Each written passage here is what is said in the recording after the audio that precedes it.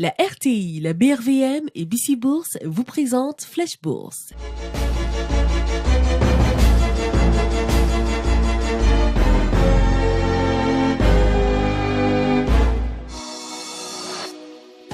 Parce que l'Afrique se transforme et que vous souhaitez aller plus loin, la BRVM vous accompagne.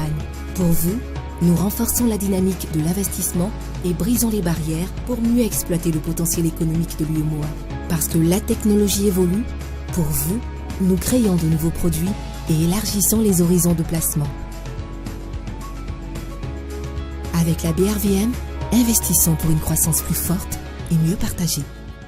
Bonjour et bon dimanche à tous. Ravi de vous retrouver pour un nouveau numéro de votre Flash Bourse, la toute première émission boursière en Afrique de l'Ouest.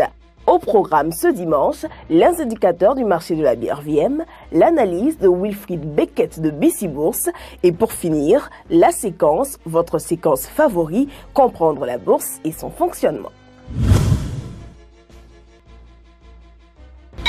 Cette semaine, les négociations ont porté sur 50 valeurs, dont 39 sur le marché des actions et 11 sur celui des titres de créance.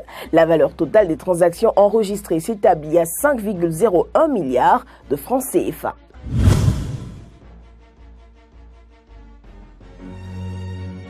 Dans un monde qui change, être bien accompagné est une nécessité. Pour vos investissements en bourse, pour la conservation et la gestion de titres, pour un accompagnement en matière d'évaluation et de rapprochement d'entreprises, bénéficiez de l'expertise et l'expérience d'un acteur de référence présent ici et ailleurs. BC Bourse, une filiale du groupe BNP Paribas, la banque d'un monde qui change. Bonjour Wilfried, alors le marché est-il toujours dans le rouge? Bonjour Alexis, eh bien pour la 5e semaine consécutive, le marché reste dans le rouge. Le BRVM Composite a en effet clôturé sur une baisse de 1,46%.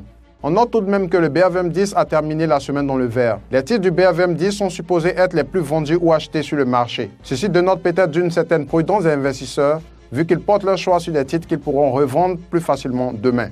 Mais pour vous donner une idée sur le détail de comment les titres de façon individuelle ont évolué, vous noterez que sur les 43 sociétés cotées, quand j'exclus Tuturaf, seulement 7 ont terminé la semaine dans le vert. 9 n'ont pas bougé de leur niveau d'il y a une semaine et 27 restants ont baissé sur la semaine à des degrés plus ou moins importants. Merci pour ces précisions. Nous avons donc en réalité 43 sociétés sur lesquelles nous pouvons porter notre choix à l'achat. C'est exact, 43 sociétés.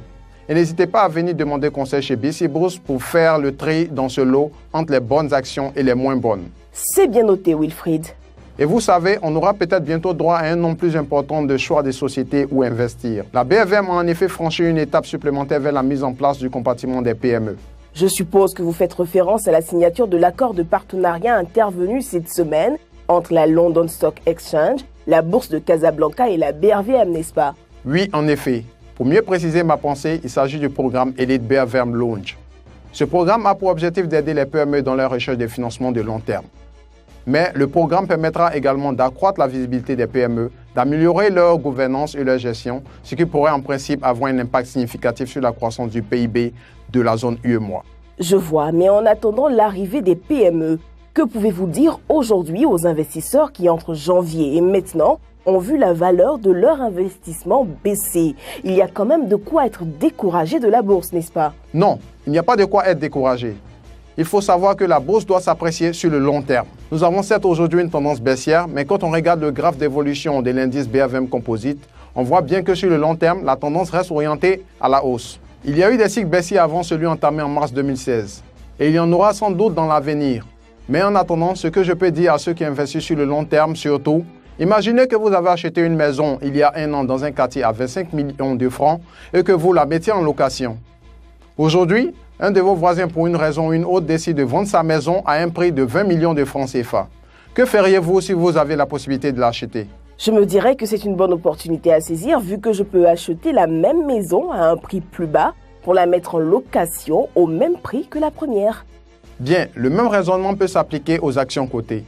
Si je prends une action dont le cours a baissé depuis le mois de janvier et qui pourtant présente des perspectives de croissance de ses bénéfices en fin d'année, si je peux, je devrais peut-être continuer à en acheter. Mais à la différence de la maison, où dois-je trouver 20 millions de francs? Sur la bourse, avec quelques centaines de mille, je peux racheter plus d'actions à un prix plus bas. C'est plutôt intéressant, je pense. D'accord, mais là, en ce moment, beaucoup de gens se demandent quand même pourquoi les cours ont autant baissé ces 2 dernières années. Je n'ai malheureusement pas d'explication simple à donner ici, mais je pourrais par exemple m'amuser à faire une petite analyse en utilisant de la prime des risques. Et ce sera pour une prochaine fois. C'est bien noté, nous y reviendrons. Je vous remercie pour vos conseils précieux. À la semaine prochaine. Rappel des règles pour investir à la BRVM. Le choix d'un intermédiaire habilité SGI se fait en fonction de la gamme des services financiers proposés, des analyses fournies, des publications régulières sur les sociétés cotées, de l'accès au portefeuille et des frais de tenue de compte ou de gestion. L'ouverture de compte s'effectue après des intermédiaires habilités. Elle est matérialisée par la signature d'une convention et d'un formulaire d'ouverture de compte. Chaque intermédiaire est libre de fixer ses tarifs.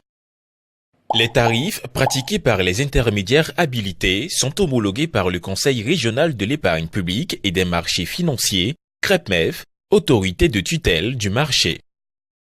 À chaque opération, l'intermédiaire en bourse envoie un avis d'opérer, un document prouvant la bonne exécution de l'ordre. Celui-ci indique entre autres le nombre de titres achetés ou vendus, le cours auquel l'ordre a été exécuté. L'avis d'opérer indique également les frais de courtage, les commissions sur les transactions boursières revenant à la BRVM et à la banque de règlement, les taxes et le montant net de la transaction. C'est tout pour aujourd'hui. Merci de nous avoir suivis et n'oubliez pas nos rendez-vous quotidiens Flash Bourse à commencer dès demain soir.